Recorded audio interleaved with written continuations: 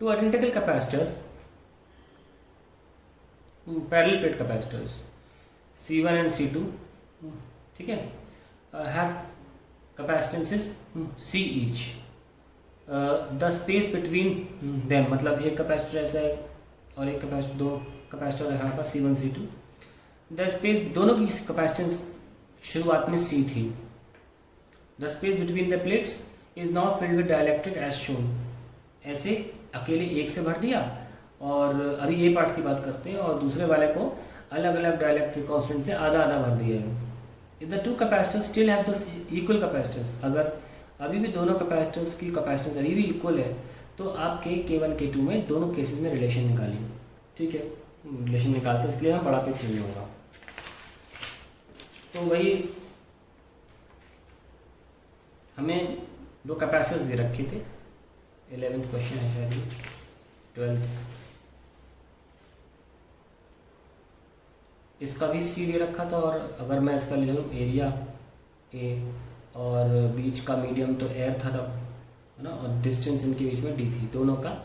C था, और इसका भी कैपेसिटेंस C थी, सेम सब कुछ, इनके बीच में भी एयर थी, सेपरेशन D था, एंड सो ऑन C। बाद में क्या हुआ, इसको पूरा डाइलेक्ट्रिक से भर दिया गया, पूरा भर दिया डाइलेक्ट्रिक से, तो इसके लिए तो C डैश सिंपली KC लिखा जा सकता है, पर इसको क्या किया इन्होंने, आधा आधा बनाया, हाफ हाफ, ऊपर K1 से और नीचे K2 से। अब देखिए, मान लीजिए अब हम ये सिलेक्ट कैसे करें कि ये, देखिए एक तो है कि अगर आपने ध्यान दें तो ये ऊपर का एक अलग कैपेसिटर बन गया, नीचे का अलग कैपेसिटर बन गया, पर ये पता नहीं चल पा रहा है कि ये सीरीज में ले कि पैरेलल में। बहुत सिंपल तरीका, देखो इमेजिन करो बैटरी से लगेगा, यहाँ से चार्ज आया, ये देखो दो हिस्सों में बढ़ गया ऐसे ऐसे, तो ये कौन सा वाला होता है, ऐसे जो सीधे निकल जाए वो सीरीज होता है, और जो ऐसे ऐसे बढ़ जाए तो इसमें वो पैरेलल, तो ये पैरेलल कॉम्बिनेशन है, ठीक है। तो पहले ऊपर वाले का निकाल लेते हैं, इसको स्टार्टिंग में हम कैसे लिखेंगे, C1 डैश, जब भी डायरेक्टर डालो हैबिट डाल लो, डैश लगाना है, ठीक है। तो हम ऊपर का है K1 टाइम्स तो करते ही एप्सिलॉन A0, एरिया आधा हो गया है ना, एरिया आधा हो गया ना, A/2 अपॉन T सेम है D, तो क्या लिखेंगे K1 एप्सिलॉन नॉट 2D, इतने को हम क्या बोल रहे हैं C, है ना, हमने C को क्या बोला था एप्सिलॉन A/D, तो मेंटेन रखिए, C1 डैश क्या हो गया K1 C/2, और क्योंकि नीचे सब कुछ तो वैसे ही है, तो C2 डैश क्या हो गया K2 C/2, ओके। तो देखिए हमने ये भी लिख लिया। अब ये दोनों आपस में क्या है, C1 dash is parallel with C2 dash, और पैरेलल में सिर्फ ऐड करा जाता है, कर दिया, तो K1/2C plus K2/2C, K1 plus K2/2 into C, ये हमारी इक्विवेलेंट कैपेसिटेंस डैश में आ गई जब हमने इस तरीके से डाइलेक्ट्रिक डाला। यहाँ पे इक्विवेलेंट कैसे आई डैश में, KC, और सवाल ये कहता है कि इसके बावजूद भी दोनों की कैपेसिटेंस सेम रही, इसके बावजूद दोनों की कैपेसिटेंस सेम रही, तो फिर आप K1 K2 में रिलेशन निकालिए,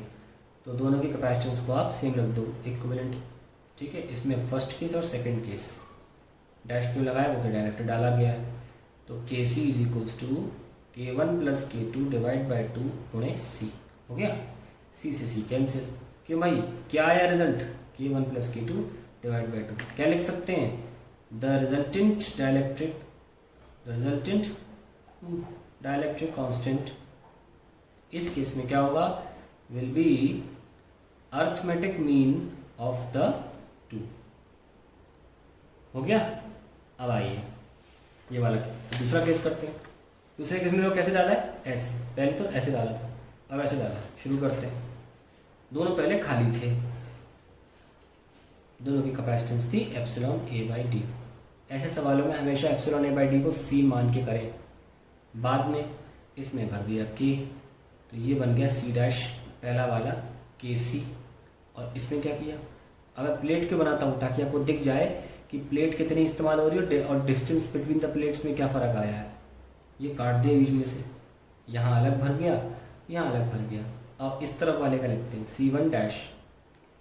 यहाँ C1 मत लगाओ, V1 यहाँ लिख रहा हूँ, 2 बन रहे हैं ना, और यहाँ पे C2 डैश लिखूँगा। तो C1 डैश क्या होगा, K1 टाइम्स, K1 तो लगाना है, मल्टीप्लाई तो करनी है, एप्सिलॉन A और D आधा हो गया, ठीक है। So we can write 2K1 epsilon A/D, ये क्या हो गया एक तरह से 2K1C, ये सब लो। और बाकी सब चीज़ें इसके लिए भी सिमिलर है, तो इसके लिए भी लिख सकते हो 2K2C। और अब फिर से बैटरी लगा के देखो, ये कैसा है, चार्ज भेजा, जो चार्ज C1 में गया वही C2 में भी होके निकल गया बाहर, तो ये कॉम्बिनेशन कैसी हुई, सीरीज, है ना। तो C1 dash series with C2 dash कैसे होता है, C1 into C2 dash dash C1 dash plus C2, ये ऐसे सॉल्व होगा। आइए सॉल्व करते हैं, 2K1C into 2K2C upon 2K1C plus 2K2C, कितना आया, for K1 K2C square upon, यहाँ पे हम 2C कॉमन ले सकते हैं, 2C K1 प्लस K2, ये लो भाई 2, तो कितना आया equivalent, C1 dash series with C2 dash आया है 2K1 K2 upon K1 plus K2, ये हमारा फॉर्मूला निकल गया है। और हमसे बोला जा रहा है कि ये और ये सेम है, तो C डैश यानी कि C dash is equals to C1 dash series with C2 dash, इस कॉम्बिनेशन का दोनों का इक्वल कैपेसिटेंस अब भी आ रहा है, तो बराबर करते हैं, KC is equals to 2K1, यहाँ C लगा लीजिए, एक C बच रहा है, K2C upon K1 plus K2, ये कैंसिल, तो इक्विवेलेंट क्या आया, 2K1 K2 upon K1 plus K2, ठीक है। तो बायो वाले इसको इस तरह से याद रखें, और बाकी मैथ्स वाले ऐसे भी याद रख सकते हैं कि इक्विवेलेंट क्या आया, अलग पेज पे लिख दूँ, चलो यही लिख देता हूँ, यहाँ पे लिख देता हूँ, यहाँ से कि इक्विवेलेंट क्या निकाला था आपने, 2K1 K2 upon K1 plus K2, इसकी जगह पे कैसे लिख सकता हूँ, K1 K2 स्क्वायर रूट का square upon K1 plus K2 by 2, क्या आया, ज्योमेट्रिक मीन का स्क्वायर अपॉन अर्थमेटिक मीन, इस तरीके से भी आ सकता है भाई, तो आपको पता होना चाहिए कि मैं क्या लिख रहा हूँ, ठीक है, कि इक्विवेलेंट ज्योमेट्रिक मीन का square upon arithmetic mean of the two. Maths वाले बच्चे जानते हैं कि मैं क्या कह रहा हूँ यहाँ पे, ठीक है। बाय वाले यहाँ पे रुक जाए,